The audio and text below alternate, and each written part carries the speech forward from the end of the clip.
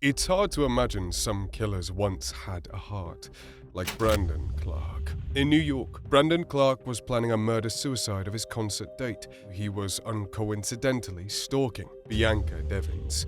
After attending a concert, Clark would murder Devins with a knife and film himself around a bonfire, relishing in the murder, as he was about to commit suicide himself. He made a strange decision to call 911 first to tell them what had happened, and they arrived just in time before he could kill himself. Clark's motive to murder his girlfriend needed to be looked into, and the prosecution believed it was the green-eyed monster, jealousy. In court, Clark tried to give a dramatic apology that he would rather give his own life to give Devins back. To apologize, how do you meaningfully apologize for doing something so horrible and so irreversible? And that's the worst part, is that I can't take it back. I want to, I wish I could. I would give my life in a heartbeat to Bianca if I could. But a comment like this is so obsolete, given the fact that he was ready to kill himself over nothing after her murder.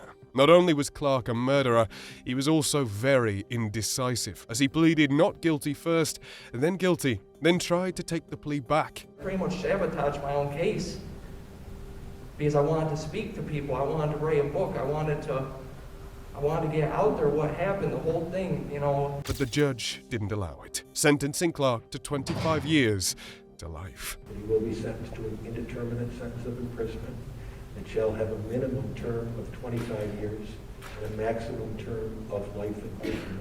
Murdering your own love is heartless, and murdering a wife of years is just unfathomable, like Todd Mullis did. In Iowa, 13-year-old Tristan Mullis got the horrific shock of a lifetime when he found his mother, Amy, dead with a corn rake in her back. His father, Todd Mullis, called the police, only to end up as the prime suspect himself, when evidence revealed it was Todd who carried out the attack, including forensics showing 6 injuries on her back, while the corn rake only had 4 prongs, meaning she was attacked first, then murdered afterwards. I did not do this. This is supposed to be America, where you have a fair chance of proving your innocence. With motives ranging from cheating allegations to a divorce Todd didn't want, I was a faithful and loving husband, and I never did this. Todd was eventually found guilty despite pleading not guilty. He received life in prison for first-degree murder. While Todd was completely silent in court, others like Shondell Jackson don't share the same behavior. Shondell Jackson not only took a son from his family, he had the nerve to provoke them in court. Mr. Jackson to life imprisonment without possibility for extended supervision. I know that that is something that is reserved for the most serious of cases, and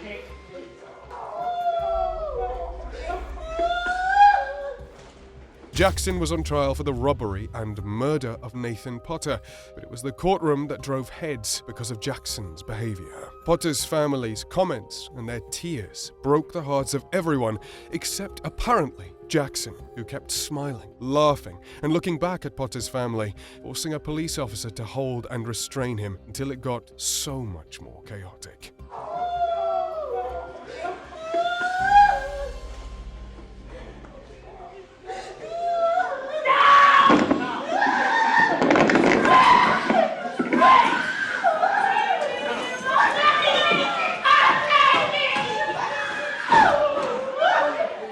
Other killers, like MARTEZ ABRAM, seem to have been totally possessed. MARTEZ ABRAM was fired from his job at a Walmart for allegedly bringing a knife to the store.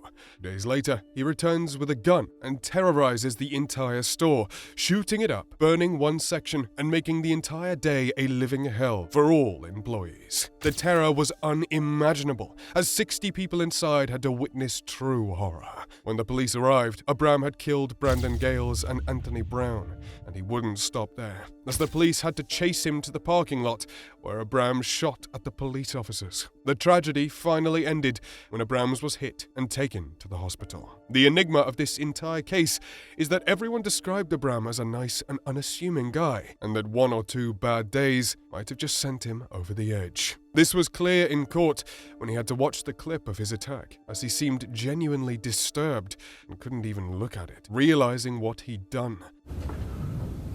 Stop.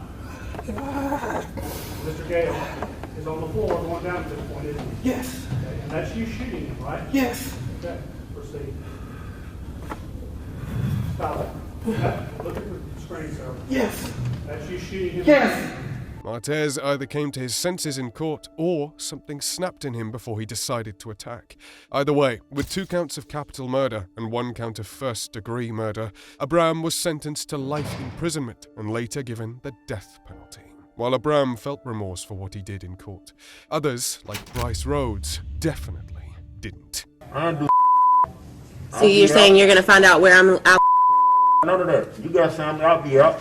RHODES takes the record for the most blood-boiling court hearing with his antics. It started in Louisville, Kentucky, when RHODES murdered Christopher Jones, believing he was another man with a bounty. But he didn't just stop there. He also murdered the only 2 witnesses, teenagers Larry Ordway and Maurice Gordon. Nothing could break RHODES' spirit, though, as he continued his lack of empathy and disrespect to the courtroom, taunting a victim's family and blowing them a kiss. He also kept interrupting and rudely addressing the judge. Mr. Rhodes, you're smiling. I don't know why you're smiling. Because I can. Well? Because I can. It's not a crime to smile. In another trial, RHODES spit on an attorney and had to wear a spit mask.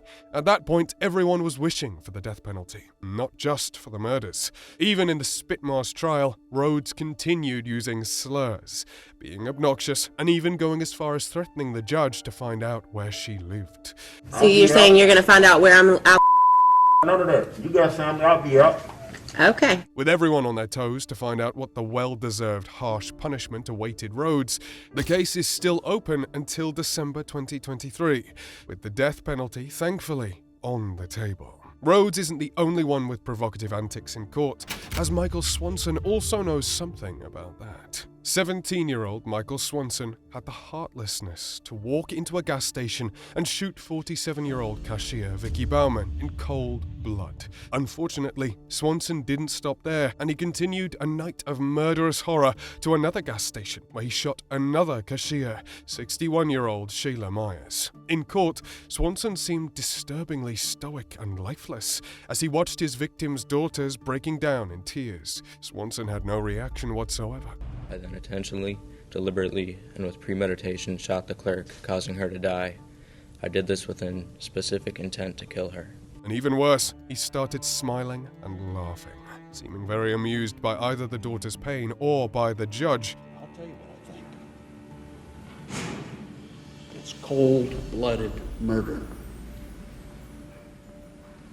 Cold-blooded murder, young man. With the defense claiming mental instability, Swanson received 2 life sentences for each first-degree murder. While it may be in the air if Swanson did suffer from mental instability, Nico Jenkins definitely did. Nico Jenkins is one of the world's most notorious killers for his insane pleas and motives. I got Nico Jenkins. I got you. Jenkins began the life of crime very young, but he took it too far in August 2013 when he murdered several people in Colorado, like Juan Uribe Peña, Jorge C. Cajica Ruiz, Curtis Bradford, and Andrea Kruger. The victims were seemingly unrelated to Jenkins, but they all died brutally. Jenkins was eventually arrested on charges of terroristic threats as well, and in an 8-hour interrogation straight out of a serial killer movie, he admitted to murder charges as well as his insane motive. Because the specific point was to get her to an isolated place. You see what I'm saying? Apparently, he believes he's a servant of the ancient Egyptian god of death, APOPHIS, and does his bidding. Even in court, he would channel APOPHIS' energy in the way he spoke, making the situation far too uncomfortable for everyone. Jenkins' insane devotion to APOPHIS was clear in court when he asked for the death penalty. APOPHIS must have heard his wish, as the court granted it to him, ending his reign of terror. Therefore, this panel finds that the death penalty is appropriate, should be, and is hereby given for each of the 4 murders by the defendant. While Jenkins' motives may have been clinical, racism is often pure evil, like with Jeremy Christian. In May 2017, Jeremy Christian boarded a bus in Portland, Oregon, and showed his true colors against the diverse passengers of different ethnicities and religions. Like a certain political group defeated in war 80 years ago, Christian started shouting out slurs and making racially motivated death threats. Had Christian's evil ended there, it would have been fortunate, because he was clearly capable of so much worse when he suddenly stabbed Micah Talishin and Ricky Best, who were just trying to stand up to those he was insulting. Christian brutally murdered the two passengers and walked out of the train as if it was an everyday thing, with CCTV cameras capturing him just waltzing away until his trial began 3 years later and all of his dirty laundry came out. Apparently, Christian had a long list of crimes, including assault, intimidation, possession of a weapon, and attempted murder. Most of them were racially charged, unsurprisingly. In court, Christian could not go quietly, as he went on yet another rant against the victim, blatantly threatening to kill her in front of everyone.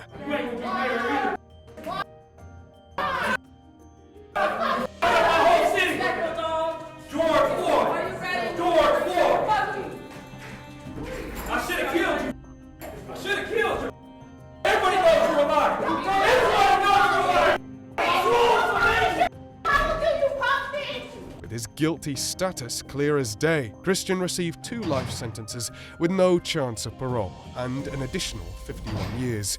It's safe to say, just like Christian, no one will feel an ounce of guilt over what happens to him.